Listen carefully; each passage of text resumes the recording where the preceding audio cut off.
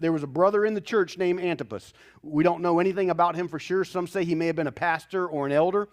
Some actually say, we don't know this for a fact, that he could have been a doctor, since that was a place where medical technology was growing. He could have been a doctor, but something happened to where he could not deny his faith in Jesus, and it cost him his life. Some people say that he was a doctor, and because of all the idols and different things they worship there, that he was actually placed into this big bronze bull, and it was set on fire under him, and he was cooked in this. We don't know that for a fact. Nonetheless, while we don't know the details, Antipas died for not denying his faith in Jesus.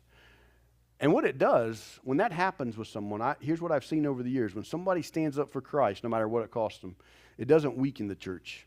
It actually strengthens the church.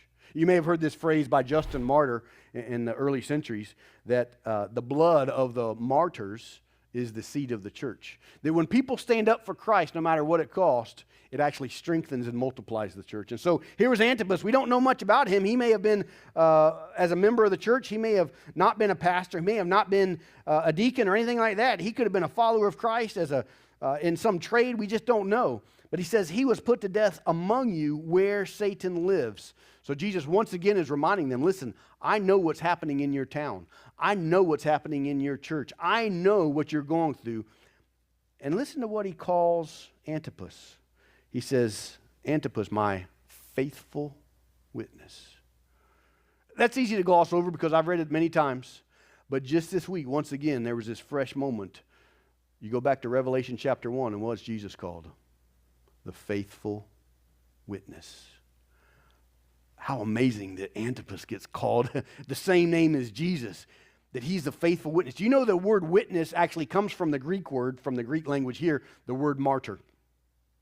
You see, when we talk about giving a witness, we talk about sharing the good news of Jesus or being a witness even on a court stand or whatever the case may be. But in that day, actually the word witness was equated with martyrdom. How powerful that is, that people are willing to give up their life for the witness of following Christ. And so he says, Antipas, my faithful witness. How amazing it would be when you finish your journey here on earth and Christ welcomes you into your eternal home.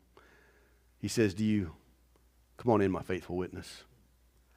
I don't think I could ask for anything better than that in my life. I don't know that I'll deserve that. I want to be faithful and I want to be a good witness.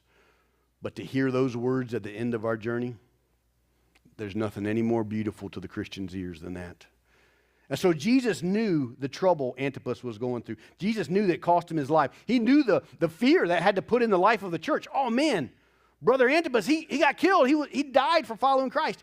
What we probably know about that is that he could have easily, as I've talked about a number of times, he could have taken that little bit of incense that he had to do once a year and just threw it at the base of the temple where the seat of Caesar, the idol, and he could have said, Caesar's Lord, and go on about his life.